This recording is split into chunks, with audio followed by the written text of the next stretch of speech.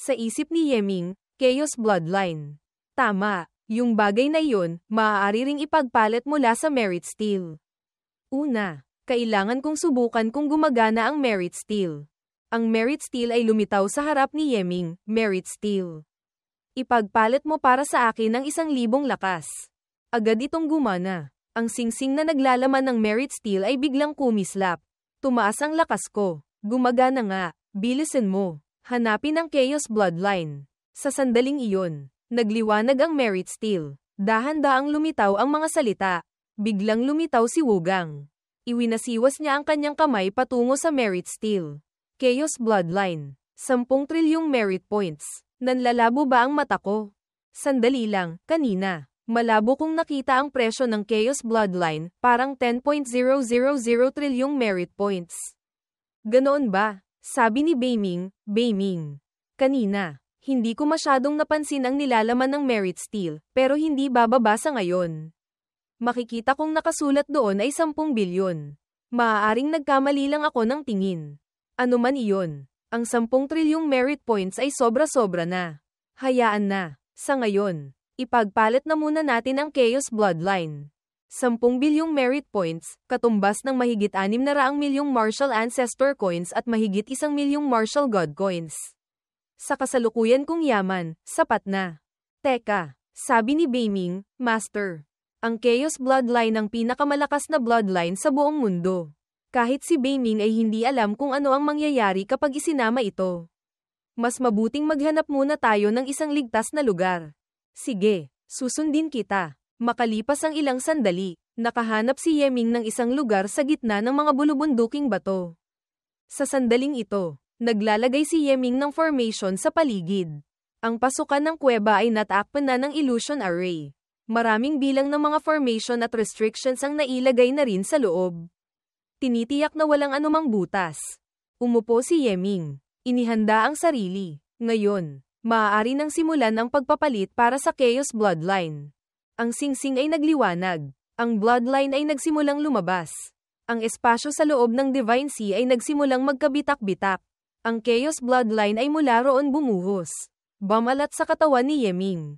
Pumasok ito sa kanyang dibdib. Kung nasaan ang tumitibok niyang puso. Pagkadikit pa lang, napasigaw si Yeming sa sakit. Napaluhod si Yeming. Hawak ang dibdib. Sumisigaw ng buong pait. Ang sakit na parang mamamatay na ako. Ang buong katawan ko ay nagiinit. Parang sisubog na ang katawan ko. Nagulat si Yeming. Sa sandaling ito, samukha na siya ng dugo. Humihingal dahil sa sunod-sunod na sakit. Beiming. Ang lakas ng bloodline na ito, napakalakas. Hindi ko na kaya. Sagot ni Beiming, Master. Hindi kailangang mag-alala. Ang Divine Spirit Treasure Robe ay kayang magpagaling sa iyo. Tulad ng True Dragon Bloodline noon. Maaari nitong perpektong pagsamahin ang Master at ang Chaos Bloodline. Ano? Noong natanggap ko ang True Dragon Bloodline, ginamit mo rin ang lakas ng Divine Spirit Treasure Robe. Opo, Master. Kahit pa True Dragon Bloodline o Chaos Bloodline. Ang makakuha ng kahit isang bahagi nito, at kahit makuha pa. Ang mapagsama ito ay isang malaking problema. Noong nakaraan, ang katawan ni Master at ang True Dragon Bloodline ay medyo magkatugma. Kaunting pagbabago lang ang ginawa ni Beiming at matagumpay na itong naisama. Ngunit sa pagkakataong ito, ang Chaos Bloodline at si Master ay tila hindi magkatugma, kaya nangangailangan ng malalaking pagbabago. Kaya pala, ang sakit na nararamdaman ko, hindi dahil sa Chaos Bloodline, kundi dahil sa iyo mismo. Sa sandaling iyon, muling dumating ang sakit, Beiming. Ano na naman ang ginagawa mo? Kung ang katawan ng tao ay angkop sa isang uri ng bloodline, iyon din ay nasa kung ang katawan ay maliit. Kailangan kong baguhin ang lakas na minana ni Master mula sa kanyang mga ninuno, para ito'y maging mas perpekto. Kung gayon, kahit paano, dapat sinabi mo muna sa akin. Sa isip ni Yeming, hindi ko inaasahan ang ganitong uri ng paghihirap. Isang pitik lang, 13 araw na. Sa loob ng 13 araw na ito, walang sandali na hindi siya nakaranas ng matinding sakit. Kahit pa ang kanyang kakayahang tiisin ang sakit ngayon, nararamdaman pa rin niyang mas masahol pa ito sa kamatayan. Kahit ang pagpapahirap noon sa Divine Sea sa pag-aaral ng formation sa loob ng 9,000 taon ay hindi man lang may kukumpara dito. Lumipat ang eksena sa loob ng isang sangay ng Hao Tian sect. Anong nangyari? Bakit nawala ang Chaos Bloodline sa Merit Steel? Hindi kaya, may nagpalit na. Wala naman. Kahit meron pa, mayroon ba tayong sapat na merit points para ipagpalit? Tama ka. Tigilan mo na yan. Ang pagpapalit ng Chaos Bloodline ay nangangailangan ng 10.000 trilyong merit points. Ito ba'y bagay na maaaring hawakan ng mga hamak na tulad natin? Saka, kahit maipagpalit mo pa, mangangahas ka bang ipagpalit? Baka hindi angkop ang katawan mo. Direktang sumabog ka at mamatay.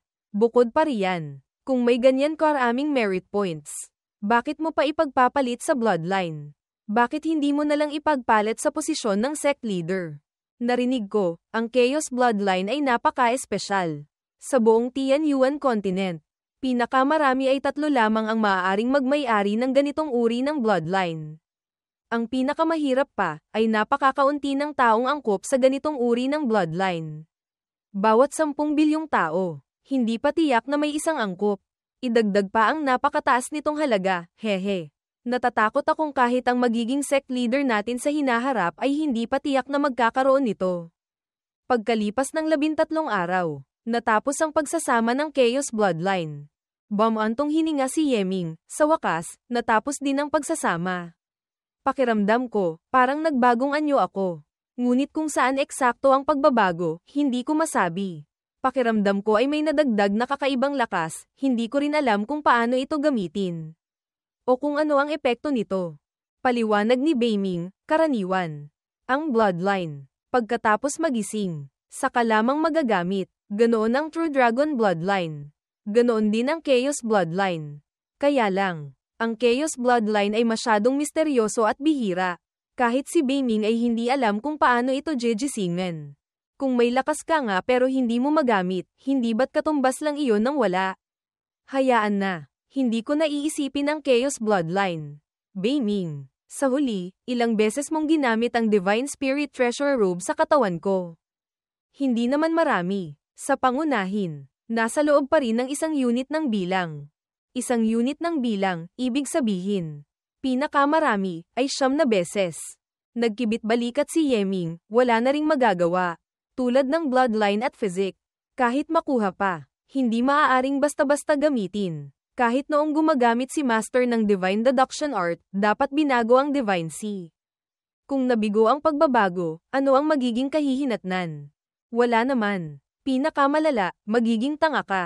Sa huli, para makakuha ng lakas, laging may panganib. Ang mga henyo, hindi naman basta mahuhulog ang tinapay sa kanila.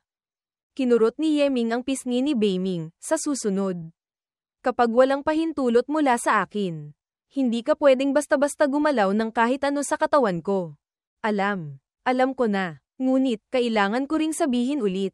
Kung ang Chaos Bloodline ay ganoon kamisteryoso, hindi ba't masyadong mura ang 10 bilyong merit points lang? Sa huli, ang perang iyon ay wala lang sa mata ng isang makapangyarihang nilalang. Siguro dahil sa pagkakatugma na iyon. Dahil kahit bilhin pa ng mga makapangyarihang nilalang na iyon ang Chaos Bloodline. Hindi pa rin tiyak na tutugma ito sa kanilang katawan. Sa huli, ang tsansa ng pagkakatugma ng Chaos Bloodline ay mas mababa pa sa 1 sa 10 bilyon. Kapag nabigo, may panganib na sumabog ang katawan at mamatay. Kaya napakakaunti ng handang sumubok. Saka, hindi naman lahat ay may merit steel. Ang mga taong may kwalipikasyong hanapin si Hao Tian Shangdi para magpalit ng gamit ay iilan lamang. Siyempre, kahit ganoon pa, pakiramdam ko pa rin ay masyadong mababa ang presyo. Kung ako iyon, hindi bababa sa 100 beses kung tataasan. Ang sama mo rin pala. Kumpara sa hindi alam kung paano jejisingan ng Chaos Bloodline, mas maaasahan pa rin ng kaunti ang Divine Demon Flag. Dito, hindi kalayuan sa Tiangong sect. Dapat ko na itong kunin. Pagkatapos, lumipat ang eksena sa Tiangong sect. Ito na ang Divine Demon Flag. Nakakatakot. Sa pagtingin pa lang dito, nararamdaman ko nang hinihigop ang aking kaluluwa. Iyon ay dahil hindi pa ito kumikilala ng amo. Kailangan lang iukit ang iyong soul imprint dito. At ayos na. Para malikha ang bagay na ito, malaki rin ang pagod ko. Gamitin mo ng maayos. Nahirapan po kayo, Grandmaster. Sa panahong naglalakbay si Yeming sa iba't ibang lugar, opisyal nang tinanggap ng Yinyang sect ang Baoguang City. Kasabay nito, ito ay naitala sa ilalim ng pamamahala ni Elder Zhao Kai, na siya, mula noon, ang City Lord ng Baoguang City ay opisyal nang napalitan kay Yeming. Dahil dito, si Yeming, na walang karanasan sa pamamahala, para pamahalaan ang libu-libong pamilya at komplikadong puwersa sa loob ng lungsod, ay talagang medyo mahirap para sa kanya. Kaya nagpasya siyang pumunta sa Chi City para humingi ng tulong sa munting Murky. HMPH, buti na lang at tamang tao ang nahanap mo. Para mapamahalaan ng maayos ang isang lungsod. Lalo na ang isang malaking lungsod tulad ng Baoguang City.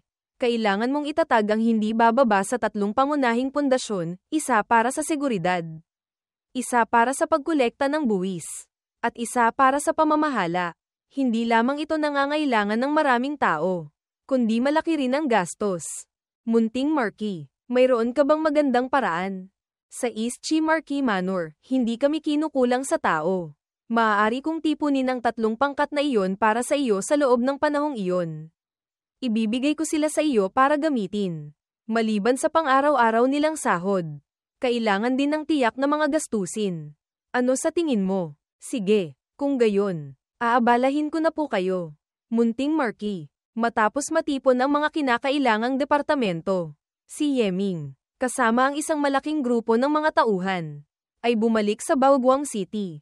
Wala pang 1 buwan, natapos na niya ang lahat ng maliliit na gawain. Napatatag ang Baoguang City. Dahil nagbago na ang City Lord. Lahat ng dahilan ng kaguluhan ay sumunod na nawala. Kasabay nito, si Yeming at si Yu Chenchen ay magkasamang namamahala sa negosyo ng Money Bank. Kahit ang City Lord's Mansion ay ginawang Money Bank. Kasabay nito, mahigit kalahati ng pera ang inilagak sa Money Bank. Dahil sa tiwala at dangal niya bilang City Lord. Ang laki ng Money Bank ay mabilis na lumawak. At ang negosyo ay umunlad. Pagkatapos maayos ang lahat ng maliliit na bagay, sa wakas ay nagpasya si Yeming na harapin ang pinakamalaking nakatagong panganib sa Baoguang City, ang Ghost Cave. Sa sandaling ito, dumating din si Yi Xiantian para tulungan si Yeming, bagamat na itayo ko ang Demon Silang Grand Array. Nagagawa lamang nitong pansamantalang supulan ang Ghost Cave. Bawat kalahating taon, kailangang gumastos ng malaking halaga ng mahahalagang materyales para punan ang Grand Array. Sa huli, hindi ito isang pangmatagalang plano. Master, saan ba talaga patungo ang Ghost Cave? Hindi ba't may mga demon beast nang nakalabas dati? Minsan na akong nag-astral travel sa loob. Ang Ghost Cave na ito ay patungo sa isang napakalawak na demon domain. Sa loob, maraming makapangyarihang demon beast ang nabubuhay. Dahil naramdaman ko ang presensya ng isang malakas na nilalang na nasa antas ng Demon God. Hindi ako naglakas loob na pumasok ng malalim para mag-obserba. Mabilis akong bumalik. Bakit may ganitong demon domain? At saka, kung may demon god sa loob, hindi ba't gusto nilang lumabas? Noong panahon ng 5 Elements Divine Dynasty, ang mga Yaumo, demons, mula sa ibang dimensyon ay minsang sumalakay. Sa panahong iyon, may ilang Yaumo na nagbukas ng daanan para sumalakay ngunit naligaw. Nakulong sa mga spatial intersections ng Tianyuan Continent. Marahil, noon nabuo ang mga demon domain na ito. Ang mga nilalang sa loob ng demon domain. Marahil ay anumang oras gustong lumabas. Kung ang demon god sa loob nito ay gagamit ng buong lakas. Ang Demon Silang Grand Array na itinayo ko, ay hindi na magtatagal pa. Sa madaling salita, ang Ghost Cave na ito ay isang panganib na maaaring sumabog anumang oras. Kailangang mabilis itong maresolba. Master, ako mismo ang pupunta sa Ghost Cave. Hindi maaari. Ang Ghost Cave na ito ay napakapanganib. Kahit ako ay hindi nang ahas pumasok ng malalim. Ang pagpunta mo roon, hindi ba't paghahanap iyon ng kamatayan?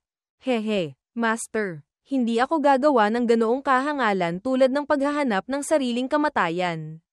Beiming, tulungan mo akong magpalit ng anyo bilang isang demon beast. Tumango si Beiming. Agad niyang ginamit ang isang secret technique. Binago ang anyo ni Yeming. Nagulat si Yi Xiantian nang makitang si Yeming ay naging isang demon beast, hindi nga may kakaila ang Divine Spirit Treasure Robe. Ang galing ng disguise technique na ito. Sa ganyang paraan, kahit pumasok ka pa ng malalim sa demon domain, marahil ay walang gaanong panganib. Gayunpaman, ang pag-iingat pa rin ang pinakamahalaga. Itong transmission talisman, tanggapin mo rin. Kapag nakaharap ka ng panganib, gamitin mo agad ang talisman na ito. Ay teleport ka nito pabalik sa aking tabi. Salamat, Master. Sa ganitong paraan, masisigurong walang butas. Ngayon, pupunta ako para palawakin ang aking kaalaman tungkol sa Demon Domain. Pagkatalon ni Yeming, may mga mapupulang mata na sumusunod sa kanya. Makalipas ang ilang sandali, ligtas na lumapag si Yeming sa lupa. Mabilis siyang tumingin sa paligid. Beiming, ang Demon Domain na ito, marahil katulad ng maliit na mundo ng isang martial god. Hindi ba, Master? Ang Demon Domain na ito ay napakalawak. Ang antas nito ay mas mataas pa kaysa sa isang maliit na mundo. Master, itong Demon Ape na ito, matagal ng gutom. Mukhang itinuturing niyang pagkain si Master. Ang lakas nito, marahil katumbas ng isang third-grade martial master ng mga tao. Kung ganoon katagal na siyang gutom, ipadala na natin siya sa isang mundo kung saan hindi na niya kailangang kumain magpakailanman. Agad sumugod ang Demon Ape. Ginamit agad ni Yeming ang Divine Demon Flag. Nanlaki ang mga mata ng Demon Ape. Hindi na ito nakahinto pa. Nahigop ito papasok sa loob. Sa loob ng Divine Demon Flag, sinusunog ito ng mga formation. Sa isang iglap, ang buong katawan nito ay ganap ng natunaw. Hindi nga may kakaila ang isang Buddhist daw treasure. Sa isang iglap lang, nalinis na ang isang Demon Beast. Susunod, para ma-activate ang Chumo Array, Demon Vanquishing Array, sa loob. Kailangan ng hindi bababa sa 108 Demon Beasts. Sakto, hindi tayo kinukulang sa Demon Beast dito. Lumipad si Yeming patungo sa isang ilog.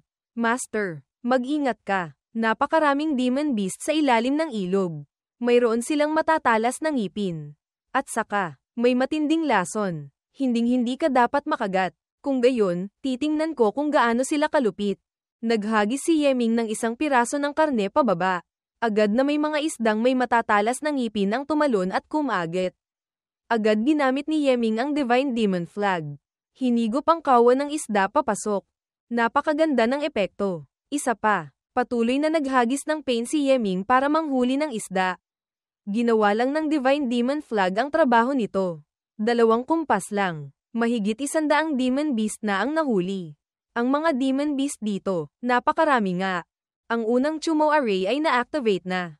360 Chumo Arrays, ngunit kapag pinagsama ay bubuo ng isang Mawang Shashen, Demon King Killing Array. 80 Demon King Killing Arrays, 9 na ulo ng Mo Dashen, Grand Demon Array, ang mabubuo, na magiging Moshen Shashen, Demon God Killing Array.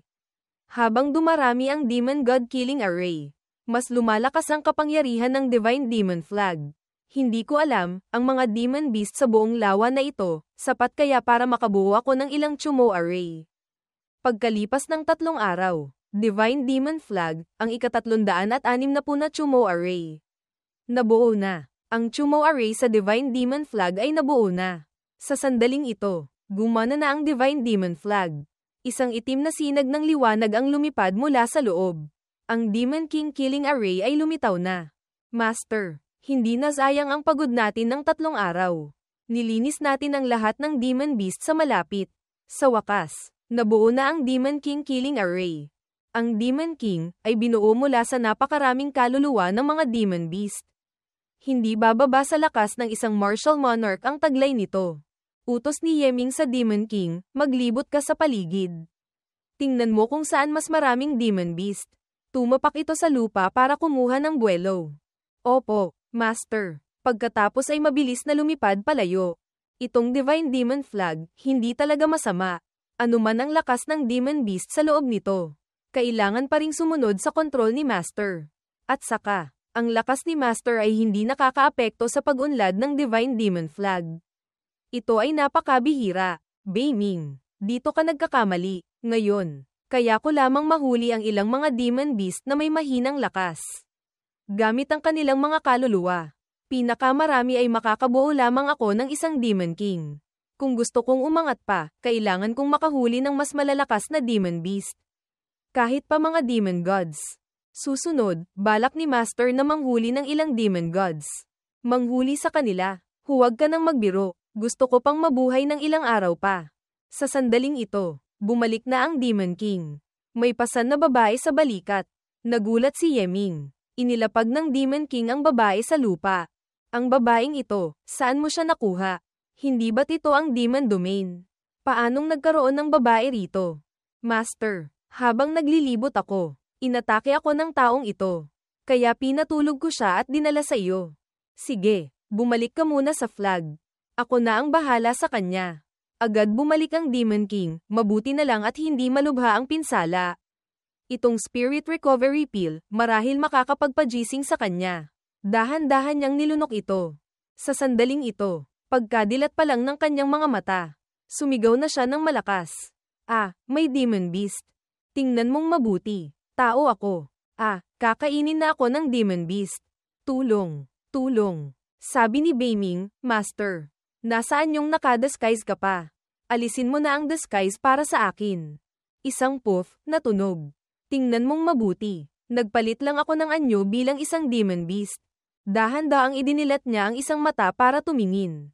Tao ka pala. Tinakat mo ako ng husto. Muntik nang, mahulog. Mahulog. Huwag ka nang magtanong. Huwag ka nang magtanong. Hindi iyan bagay na dapat mong malaman. Oo nga pala. Yung Demon Beast, inatake ako habang naliligo ako. Nasaan na siya? Yung Demon Beast na iyon, naitaboy ko na.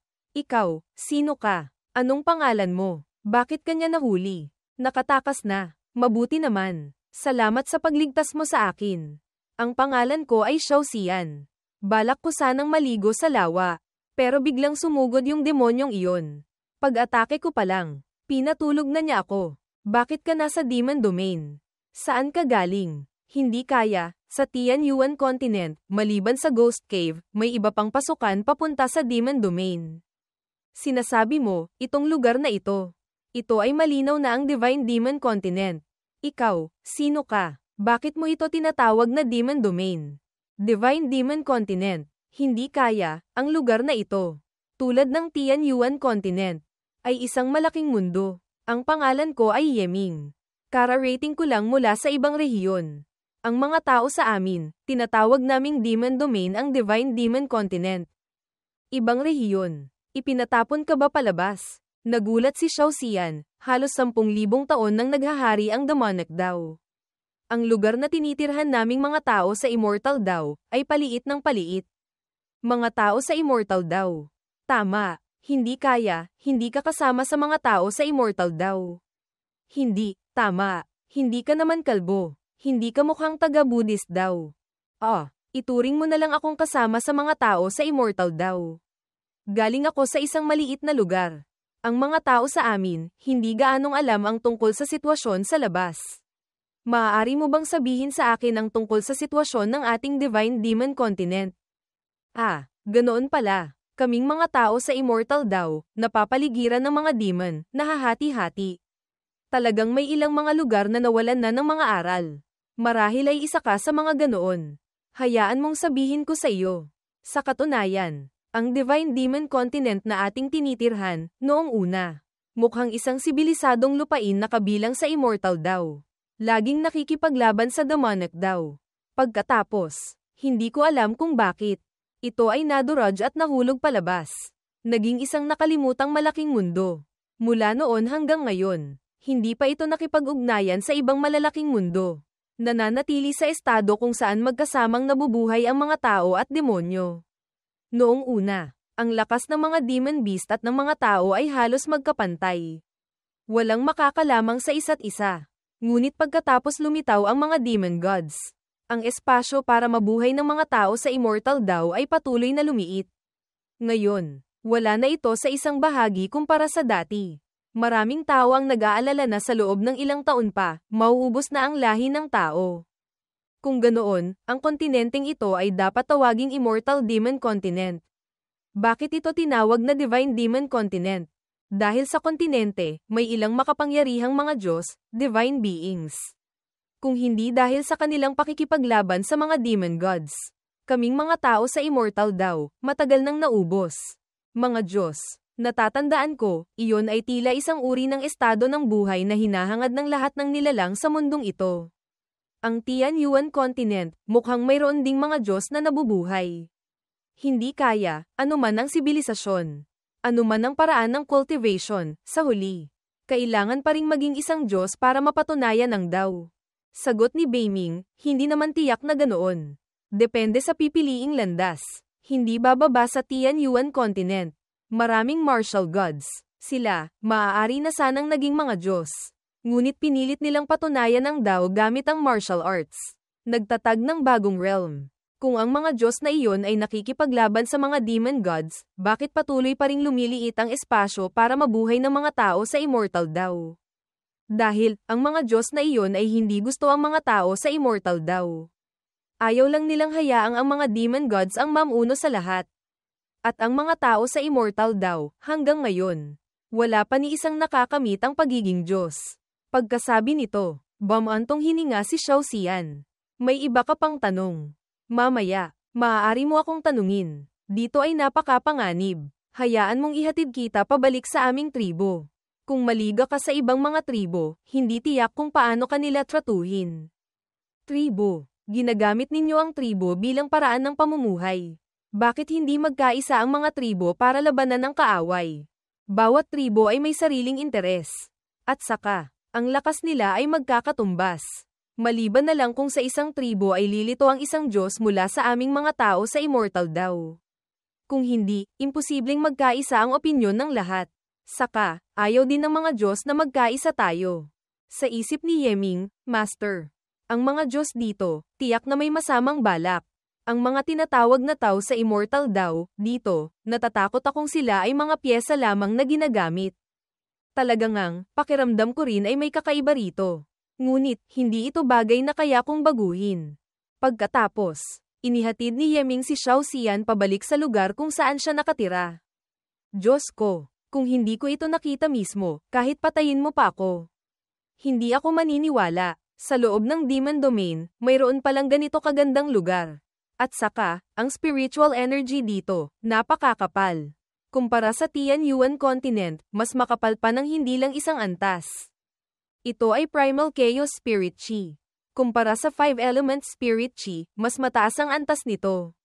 Pero dito, makikita ito kahit saan. Ang ganitong mundo, hindi nakapagpalaki ng kahit isang immortal Dao Divine Being. Talagang imposible. Ang Divine Demon Continent, tiyak na naglalaman ng hindi kakaunting Spirit Stones. Hindi ba? Siyempre, ngayon, karamihan ng mga lugar ay nadungisan na ng demonic chi.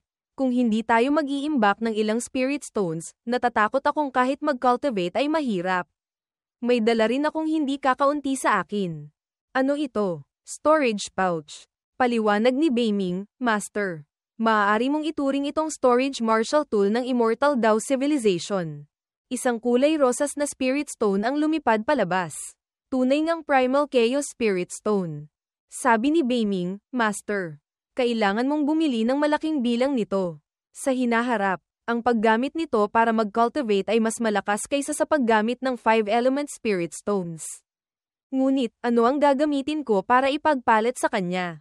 Hindi naman pwedeng martial ancestor coins. Diba? 9th grade Immortal Talisman. Ang Immortal Talisman, likas na napakalakas. Maaari pang gamitin para mag-set up ng array at pumatay ng kaaway. Tiyak na gugustuhin niya ito. Xiao Xian, nakikilala mo ba ang bagay na ito? Gusto kong gamitin ito para ipagpalit sa ilang Spirit Stones. Immortal Talisman. Hindi ko inaasahan. Mayroon ka palang ganito kagandang bagay.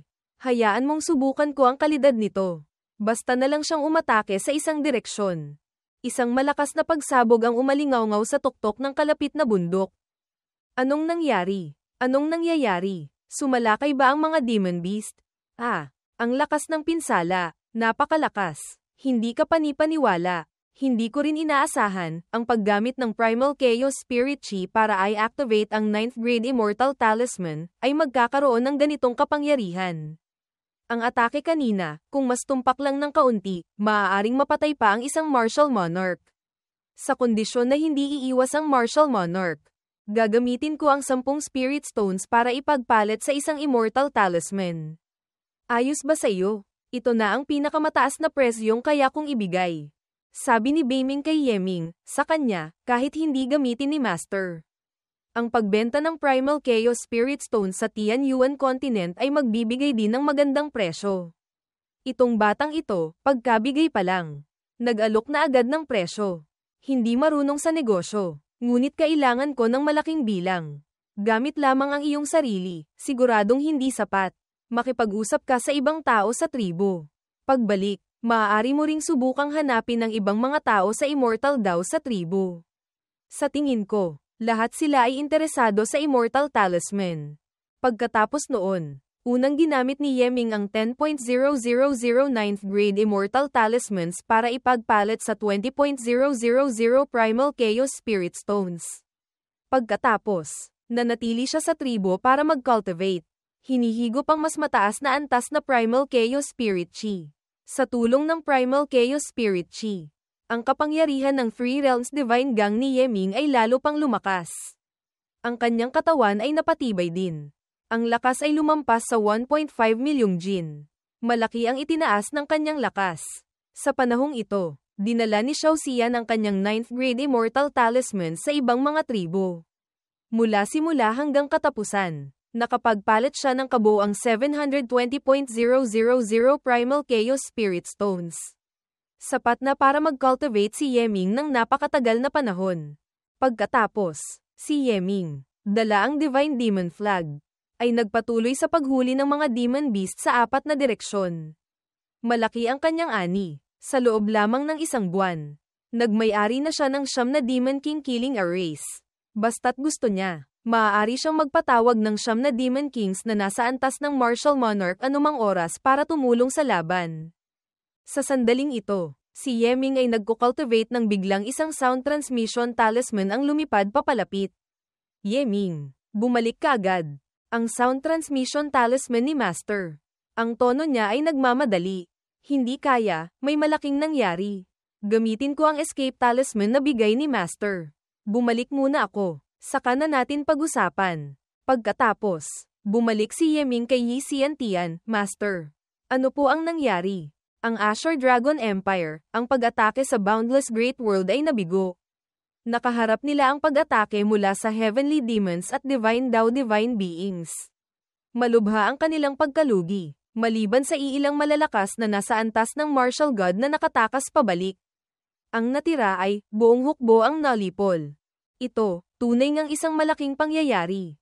At saka, ito rin ay isang malaking usapin sa antas ng imperyo. Ngunit, tila walang epekto sa isang hamak na martial master na tulad ko. Kung ikaw ay isang ordinaryong martial master. Oo nga, walang epekto. Ngunit, ikaw ay may napakagandang talento. Malalim na pundasyon. Ang kulang lang ay isang pagkakataon para lumipad pataas. Ngayon, dahil sa hindi may iwasang takbo ng mga pangyayari, dumating na ang pagkakataong ito. Pagkatapos ng pangyayaring ito, ang mga piling sundalo ng Azure Dragon Empire ay nagtamo ng malubhang pinsala. Ang hukbo ay kulang sa malaking bilang ng mga opisyal at sundalo. Tiyak na magre-recruit sila mula sa mga malalaking akademya. Ang mga gawain sa Baoguang City. Ipaubaya mo sa iyong mga tauhan. Pumunta ka agad sa Azure Dragon Academy. Tanging sa pagpasok lamang sa militar magkakaroon ka ng pagkakataong makapasok sa Tian Outer Heaven. Kailangan mong maintindihan, ang malaking takbo ng hinaharap ay nasa Tian. At ang iyong kinabukasan ay nasa Tian din. Ang aking kinabukasan ay nasa Tian. Sige, kung gayon, ang mga gawain sa Baoguang City. Pansamantalang ipapamahala ko kay Yu Chen. Ang Money Bank, aabalahin ko na rin po kayo. Master, naasikasuhin. Maghahanda na po ako para pumunta agad sa Azure Dragon Academy. Pagkalipas ng 3 araw, Azure Dragon Empire, Azure Dragon Academy. Ang Azure Dragon Academy ay matatagpuan sa East Capital ng Azure Dragon Empire. Ito ang lugar na pinapangarap araw at gabi ng mga mag-aaral na may talento. Kahit pa ng mga disipulo ng Holy Land. At ng lahat ng mga henyo. Ngayon, dahil sa epekto ng digmaan, para mapunan ng lakas pandigma, ang Azure Dragon Academy ay nagre-recruit ng maraming mag-aaral. Kahit pa may kwalipikasyong sumali sa pagsusuri, lahat sila ay mga henyo sa mga henyo mula sa iba't ibang malalaking puwersa. Tapos na ang pagpaparehistro. Pakiusap. Dumaan sa malaking tarangkahan para sumali sa pagsusuri. Opo, pumasok ang taong iyon sa loob ng akademya. Ngayon ay isang espesyal na panahon. Natatakot akong luluwagan ng Azure Dragon Academy ang pagsusulit. Matagal na akong may ranggo sa Latent Dragon Rankings.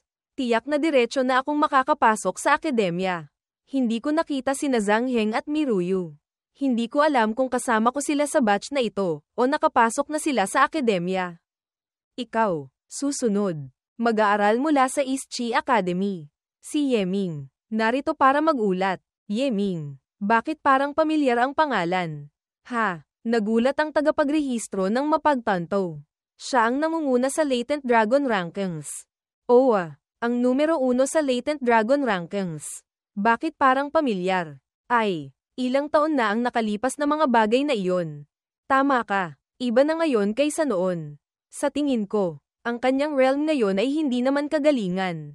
Ang numero 1 sa Latent Dragon Rankings, gaya ng dati, ay maaaring hindi na kumuha ng pagsusulit at direktang makapasok.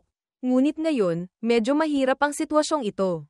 Walang magagawa, espesyal na panahon. Ang mga nasa itaas ay may sariling mga plano. Kahit pa mga disipulo ng Divine Land ang dumating, kailangan pa rin kumuha ng card gaya ng dati. Sige na. Hayaan mo na siyang pumunta. Yeming, pagkatapos mong magparehistro, pakiusap, dumaan ka sa tarangkahan para sumali sa pagsusulit. Kailangan pa ring sumali sa pagsusulit. Sa sandaling ito, sa loob ng tarangkahan, maraming mag-aaral na ang nagtipon. Mukhang, ito na nga ang lugar ng pagsusulit. Ano ba ito? Sabi pumunta para sumali sa pagsusulit. Pagdating natin dito, pinabayaan na lang tayo. Walang pumapansin. 1 oras na akong nakatayo rito. Masyado naman tayong minamaliit. Tama ka, ang Young Master, kahit paano, ay isang henyo ng Tianchong sect. Tapos ganito tayo tratuhin. Gaya ng inaasahan, ang mga taong ito ay pawang mga henyo mula sa malalaking puwersa sa iba't ibang lugar. Karamihan sa kanila ay mga Martial Masters at Grand Martial Masters. Iilan lamang ang mga Martial Ancestors. Mukhang ang pamantayan sa pagpili ng mga mag-aaral ng Azure Dragon Academy ay, ang realm ay hindi lalampas sa Martial Ancestor. Sa sandaling ito, isang tao ang pumasok, lumitaw sa kanilang harapan. Kayong lahat, makinig. May 1,000,000 Demon Wolves na naninirahan sa kapatagang ito. Susunod, aatake sa inyo ang mga Demon Wolves. Ang kailangan ninyong gawin ay, mabuhay. Ang masusugatan ay agad na paaalisin. Mawawalan ng kwalipikasyong makapasok sa Azure Dragon Academy. Pagkasabi nito, agad siyang naglaho. Nawala na siya. Wala man lang karagdagang paliwanag. Sa sandaling iyon, may mga tunog na narinig mula sa malayo. Teka, anong tunog iyon? Hindi nga, nagsimula nang lumitaw ang mga Demon Wolves. Sabay silang umuungal at sumusugod. Hindi ko pa naririnig ang ganitong uri ng pagsubok. Diyos ko. Dito, hindi bababa sa mahigit 100.000 Demon Wolves. Gusto ba nilang pumatay ng tao? Nakakatakot. Ayoko nang sumali. Gusto ko nang sumuko. Ang paggawa ng ganito, hindi ba't masyadong walang katuturan? Ang mga kabataang ito, may mataas at mababang cultivation. May maganda at pangit na potensyal. Ang mga nakagat ng Demon Wolf, hindi naman tiyak na hindi kwalipikado. Ang hindi nakagat, hindi rin naman tiyak na sapat ang kwalipikasyon. Espesyal na panahon, maaari lamang gumamit ng espesyal na paraan. Kung makakaligtas ka sa ganito kagulong sitwasyon, mas madali kang magiging isang magaling na general sa larangan ng digmaan. Noong nakaraan, ang ating Azure Dragon Empire ay nagtamo ng malubhang pagkalugi. Kailangang mabilis na mapunan ang bilang ng hukbo. Sabi nga, madaling makahanap ng 1,000 sundalo. Ngunit mahirap makahanap ng isang general. Tama ka, kung hindi natin gagamitin ang paraang ito, paano tayo mabilis na makakapili ng mga mahuhusay na general? Saka, ang Vermilion Bird Empire ay naghahandang salakayin ang Zuan Tian Holy Land. Ang pagkakataon, kapag nawala, hindi na maibabalik, kailangang mabilis na mahubog ang mga mahuhusay na general. Tayo, ay tinaguri ang 6 na dakilang Divine Generals ng Azure Dragon Empire. Nitong mga taon, nasa labas tayo, nagpapalawak ng teritoryo, malapit nang masakop ang boundless Great World. Hindi ko inaasahan, Sa pinakakritikal na sandali, ang halos tapos ng gawain ay nabigo. Talagang wala na kaming mukhang may haharap sa Great Emperor. Kailangang makabawi sa pagkakamaling ito. Sa sandaling ito, sila ay tumatakbo para sa kanilang buhay. Tulong, tulong. Nagsimula ng manghuli ang ilang demon wolves. Ginamit ni Yeming ang heavenly killing steps. Umiwas sa atake ng dalawang demon wolves. Kapag marami ang langgam, kaya nilang pumatay ng elepante. Ang lakas ng mga demon wolves na ito ay katumbas lamang ng ordinaryong martial artist. Ngunit ang bilang nila ay talagang napakarami. Kahit pa makipaglaban ako ng harapan, tiyak na matatalo ako. Para makapasa, iisa lang ang paraan. Lahat kayo, makinig sa akin. Kung gusto ninyong makapasa, lahat kayo, makinig sa aking utos. Bumuo ng isang malaking defensive array. Sino ka? Ano ka ba? Isang hamak na martial master. Nangangahas na utusan kaming makinig sa iyong utos. Nakita ni Yeming na hindi sila nakikinig. Kinailangan niyang ilabas ang Divine Demon Flag. Ano ito? Hayop. Anong uri ng masamang mahika ang ginamit mo? Kinagat-agad ng Demon King ang balikat ng nagsalita. Array. Ang sakit. Ang taong iyon ay naalis na sa pagsubok. Ang sama. Ang lakas. Siya ay isang low-rank martial ancestor iyon. Pero isang direktang atake lang. Natalo na. Ang batang iyon, tunay ngang isang killing star. Sasabihin ko sa huling pagkakataon. Ngayon, bumuo agad ng isang malaking defensive array. Kung hindi tayo makakapasa. Sino mang mangangahas na hindi sumunod, hindi na kailangan ng mga demon wolves. Ako mismo ang direktang mag-aalis sa iyo ng kwalifikasyon. Nang marinig ito, natakot sila at hindi nang ahas umimik. Lintik, bubuo kung bubuo. Gusto ko namang makita kung ano ang gagawin mo. Kapag hindi tayo nakapasa sa pagsubok, mamaya, patay ka sa amin. Napigilan ang mga demon wolves. Sa kasalukuyan, bagamat napigilan nila ang mga demon wolves, natural lamang na hindi ito magtatagal. Kailangang kumilos agad. Divine Demon Flag. Chumo Array. Buksan. Gumana ang Divine Demon Flag. Hinigop ang mga demon wolves sa paligid papasok. Diyos ko! Ano ba talaga ang paraang ito? Napakalakas. Ang mga demon wolves, wala talagang kalaban-laban. Basta't protektahan natin siya. Tiyak na makakapasa tayo sa pagsubok na ito. Ano iyon? Mukhang espesyal na ginawa para supulan ng mga demon beast. Mukhang, parang isang treasure ng Fadaw, Dharma daw. Anong kakaiba doon? Sa aming mga kamay, mayroon din kaming mga baobei, treasures, na sumusupil sa mga demonyo. Hindi tama. Hindi tama. Ang bagay na iyon, kayang linisin ang mga demon beast, para magamit ng sarili. Mahalagang kayamanan. Mahalagang kayamanan iyon. Pagkalipas ng isang oras. Tulong. Mga hayop na dapat mamatay. Umalis kayo. Huwag. Huwag kayong lumapit dito. Ang mga nagprotekta kay Yeming ay hindi gaanong nabawasan. Ngunit ang ibang mga sumali sa pagsubok, isang katlo na lamang ang natira. Tunay ngang isang mahigpit na pagsubok. Kawawa naman sila. Sa loob lamang ng maikling panahon, ang bilang ng Demon King killing arrays ay mula 9 ay naging 12 na. Siyempre, mapoprotektahan ko kayo, maituturing na kailangan natin ang isa't isa. Sa sandaling iyon, umungal ang mga demon wolves at agad na umatras palayo. Sa wakas, tapos na. Ang ipinakita ninyo ay napakasama. 30,000 tao, kaunti na lamang ang natira. Malinaw na ito ang pinakapangit na batch na nakita ko. Susunod, haharapin ninyo ang ikalawang pagsubok. Ano? May pagsubok pa? Hindi ba't nakuha na natin ang pagkakataong makapasok sa Azure Dragon Academy? Bakit kailangan pang dumaan sa pagsusuri? Masyadong hindi makatarungan. 2 malakas na pagsabog ang umalingaw-ngaw. Ang 2 kara rating lang magsalita ay naalis na. May iba pa bang tutol? Susunod. Papasok kayo sa Illusionary War Realm. Mararanasan ninyo ang buhay at kamatayan doon. Lahat kayo ay mamamatay sa loob ng Illusionary Realm. Siyempre, hindi totoong kamatayan. Ang Azure Dragon Academy ay ibabatay sa inyong ipapakita sa loob ng Illusionary Realm para suriin ang inyong potensyal. Pagkalabas mula sa Illusionary Realm, ang mga kwalipikado ay direktang papasok sa Military Academy. Military Academy. Malinaw na pumunta kami rito para sumali sa Azure Dragon Academy. Bakit napunta kami sa Military Academy? Ang mga nagmula sa military academy, lahat ay kailangang pumunta sa larangan ng digmaan. Ang Azure Dragon Empire ay nasa isang kritikal na sitwasyon. Ang militar ay nangangailangan ng malaking bilang ng mga sundalo. Ang Azure Dragon Academy ay isinanib na sa military academy. Kung mayroong hindi pumapayag, maaaring humiling na umalis. Umalis. Hindi naging madali para makarating sa hakbang na ito. Sino ang handang umatras? Kapag pinalampas ang pagkakataong ito, marahil habang buhay nang hindi makakapasok sa Azure Dragon Academy. Lintik. Siyempre, bagamat ang pagsubok na ito ay mas mahigpit kaysa dati, may kabutihan din itong dulot. Ang akademya ay ibabatay sa inyong ipapakita sa pagkakataong ito para maggawad ng ranggo sa militar. Ngayon, magsisimula na ang ikalawang pagsusuri.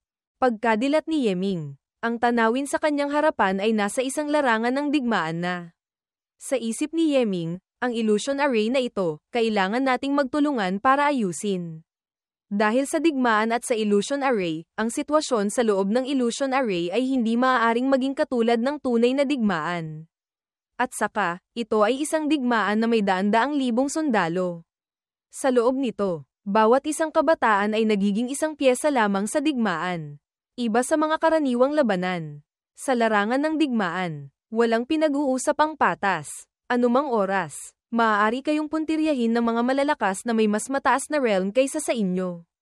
Ang kalaban ay maaaring Grand Martial Master, Martial Ancestor, kahit pa Martial Monarch, isang araw sa labas, katumbas ng isang digmaan sa loob ng Illusionary Realm. Sa ganito kagulong labanan, ang makatagal ng isang tunog ng hindi namamatay ay swerte na. Ang makatagal ng isang araw, kailangan ng parehong swerte at lakas. Ang makatagal ng 2 araw, ibig sabihin, nakasali sa 2 digmaan, ay isang mahalagang talento. Sino man, kahit pa isang martial monarch, sa loob nito, hindi kayang labanan ng isang hukbo na may daan-daang libo.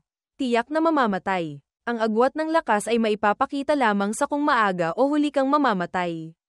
Bawat araw na aktibo ang Illusionary Realm. Bawat isang beses na magkaroon ng digmaan, ay kumukonsumo ng malaking bilang ng Martial God Coins. Ngunit ngayon ay isang espesyal na panahon, maaari lamang gumamit ng ganitong paraan para maghanap ng talento. Kinabukasan, may mga martial artists na unti-unting naalis mula sa Illusionary Realm. Lintik, kung hindi dahil sa nakakainis na martial ancestor na iyon na umatake sa akin ng patalikod. Tiyak na makakatagal pa ako ng mas matagal. Ikaw, maswerte ka pa. Ako, napatay ng isang martial monarch nang hindi sinasadya. At kasama ko pa siya sa koponan. Ang gulo ng digmaan, totoo nga ang mga sabi-sabi. Ang unang laban sa Illusionary Realm ay natapos na. Ang bilang ng mga taong nakatagal pa sa loob, ay kaunti na lamang. Sa kaunting iyon, hindi ko alam kung ilan ang makakaligtas sa ikalawang laban. Ilan ang, nangangarap ka pa ba? Simula nang likhain ang Illusionary War Realm hanggang ngayon, ang mga nakalampas sa ikalawang laban, at nakasali sa ikatlo, ay mabibilang lamang sa mga daliri. Kahit pa mga henyo ng Divine Land, hindi sila eksepsyon. At ang mga nakatagal hanggang sa ika-4 na laban, wala pa talagang nangyayari. Kung talagang may taong makakatapos ng ikalawang laban nang hindi namamatay, hindi na kailangang pumili pa. Siya na ang kailangan nating piliin. Kinabukasan, lintik. Habang tumatagal, mas lalo akong pinupuntirya ng mga malalakas mula sa kabilang panig. Nakaharap ko pa ang isang patibong. Lintek, nakatayo ako sa hanay. Hindi nangangahas huminga ng malakas. Ngunit hindi pa rin umabot sa huli. Hinayla ako palabas para patayin. Ang pagsubok na ito, may makakapasa pa kaya? Mukhang, walang makakatagal hanggang sa ikatlong laban. Oras na para isara ang Illusionary Realm. Tungkol sa pagpili ng mga tao, pag-uusapan natin ng masinsinan. Sa sandaling iyon, nagulat ang Elder nang tumingin muli. Sa loob ng Illusionary War Realm, may isa pang tao. Haha, hindi ko inaasahan. May taong nakatagal hanggang sa ikatlong laban. Sa katunayan, bawat laban, ang lakas ng magkabilang panig ay napakapantay. Kung wala ang kanilang pagsali, ang resulta ng digmaan ay tiyak na parehong panig ang matatalo. Nasugatan na naman. Ang batang ito, nakatagal hanggang ngayon, ibig sabihin. Gamit ang sarili niyang lakas, kaya niyang baguhin ang takbo ng digmaan. Tunay ngang isang henyo. Sayang, hindi natin nakikita ang sitwasyon sa loob ng illusionary realm. Hindi ko alam kung paano niya nagawa ito. Haha, hindi iyan mahalaga. Sigurado na ako. Ang ganito kagandang binhi, sino ba ang hindi gugusto? Ikaw, huwag mong agawin ang tao. Hintayin nating lumabas siya bago natin pag-usapan. Para mapaganya ang illusionary war realm, bawat araw ay kumukonsumo ng 10 martial god coins. Gusto kong makita kung ilan ang susunugin ng batang ito. Sa sandaling ito, sa loob ng illusionary war realm, ginagamit ni Yeming ang Emperor Sword. Yin-Yang Sword. Winawalis ang mga kaaway. Ang nakakainis na illusionary realm na ito, hindi pa ba tapos? Hindi ko na matandaan kung gaano na ako katagal lumalaban. Hindi maganda. Ang 3 martial monarchs sa kampo ng kaaway, lahat ay ako ang puntirya. Paparating na sila. Sabi ni Beiming, Master.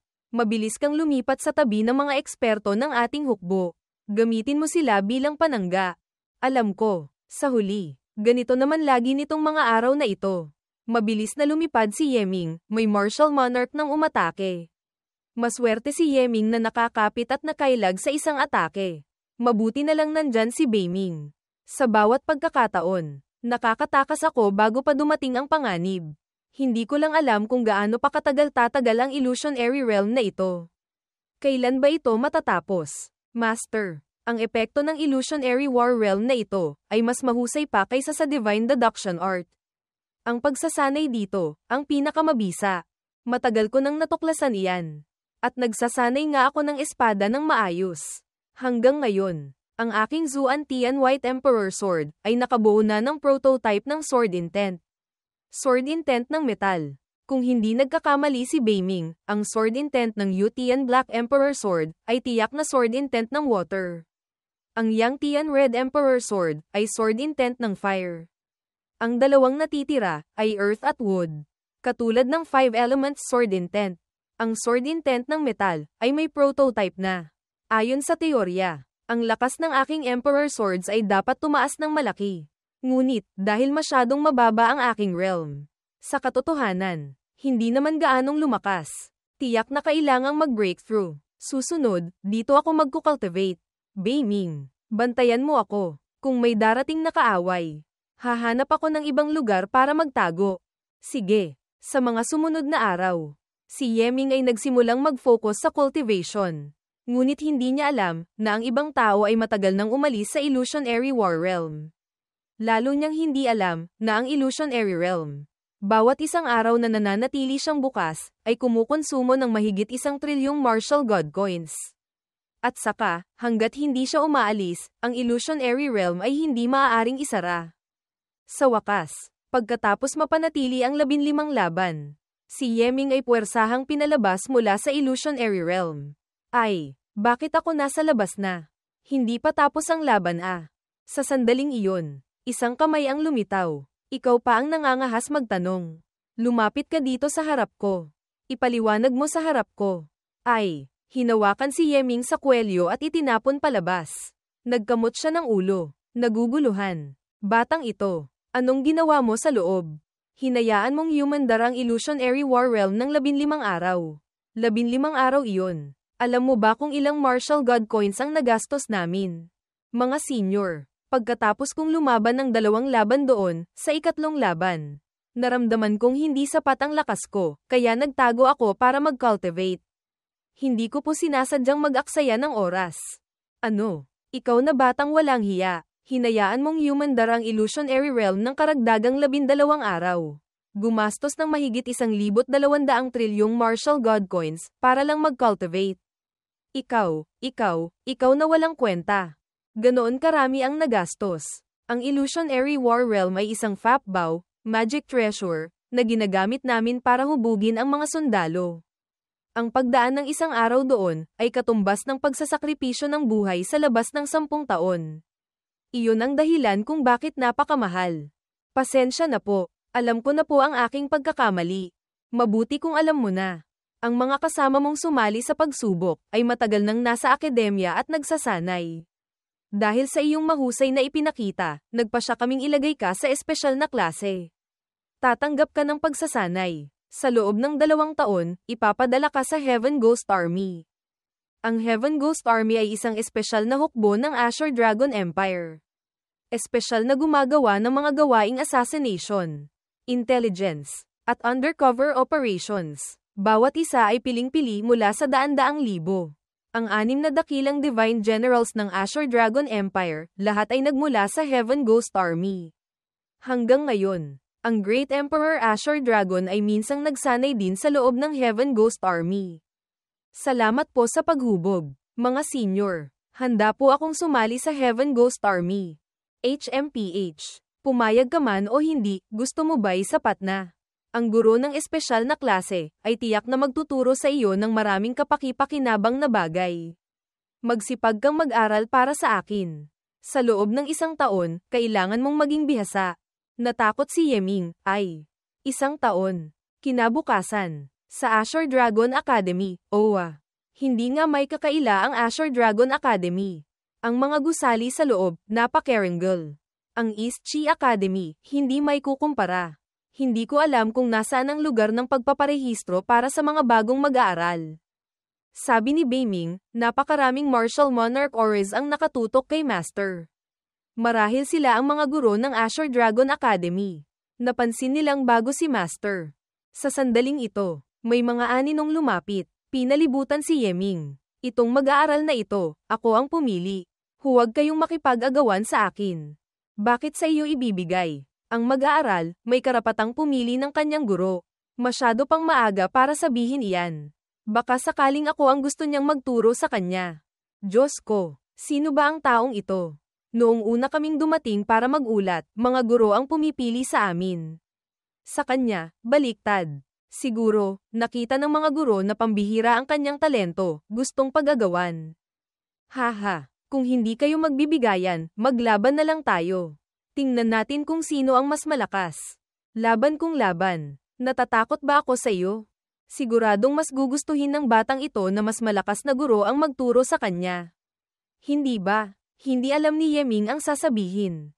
Sa sandaling iyon, isang boses ang umalingaw-ngaw, na nagpatakot sa ibang mga martial monarch na guro. Anong ginagawa ninyong lahat dito? Nag-aagawan pa ng tao. Nakakahiya ba kayo? Ang batang ito, pangalan niya ay Yeming. Siya ay mag-aaral ng aking espesyal na klase. Balak niyo bang agawin siya sa akin? Kung kailangan niyo po siya, syempre hindi kami mangangahas na agawin. Kayo na po ang bahala. Aalis na kami. Sa isip ni Yeming, nagawa niyang takutin ang mga martial monarch ng ganyan. Ang lakas ng taong ito, siguradong napakalakas. Maaari ko po bang malaman kung paano kayo tatawagin? Senior. Bata. Ang pangalan ko ay Ye Tianhong. Tawagin mo na lang akong Hong Ye. Mula ngayon, ako na ang iyong guro. Susundan mo ako sa espesyal na klase para mag-aral. Hinding-hindi ka dapat maging pasaway. Ha, kung hindi, mawawala ang munti mong buhay. Opo, sa isip ni Yeming, ang taong ito, hindi kaya may kakaibang hilig. Hindi masama, batang ito, gusto ko ang ugali mo. Tara na, pumunta na tayo sa espesyal na klase.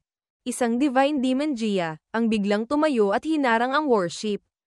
Hayop na Demon Gia, nang ahas kang pahiyain ako, ang Crown Prince. Kanina, ngayon, kailangan mong magbayad. Narinig niya ito at tumawa ng malakas. Ha, batang hindi alam ang taas ng langit at lalim ng lupa. Mamatay ka na. God's Cannon. Iputok para sa akin. Enerhiya ang naiipon sa bunganga ng kanyan. Nagulat ang Demon Gia at sumigaw. God's Cannon. Tumama ang kanyan diretso sa bibig ng Demon Gia. Isang malakas na pagsabog ang yumanig sa kalangitan. Munting hayop, nang ahas kang gamitin ang God's Cannon sa akin. Haha, hindi ba't pagputok lang ng kanya na nagkakahalaga lamang ng 10 bilyong martial god coins? Ang buong Vermilion Bird Empire na ito ay pag-aari ng aking Kuang family. Sa mundong ito, mayroon pa bang bagay na hindi ko kayang gastusin? Ako, ang Crown Prince. Dagdagan pa. Patuloy na nag-ipon ng enerhiya ang God's Cannon, nagpaputok na ang kanyan. Isang malakas na pagsabog ang umalingaw-ngaw. Makapal na alikabok ang lumipad. Dagdagan pa. Pagkatapos ng ikatlong atake, tumahimik ang paligid sa ibaba. Dahan-daang hamupa ang alikabok. Ang demonic beast na iyon, nadamay at namatay. Hindi mabilang. Munting hayop. Hinding-hindi kita patatawarin. Maghihintay ako. Ako, ang Crown Prince. Napakalakas. Tulad ng isang demon god. Ngunit natalo at tumakas. Itong si Kwang Thai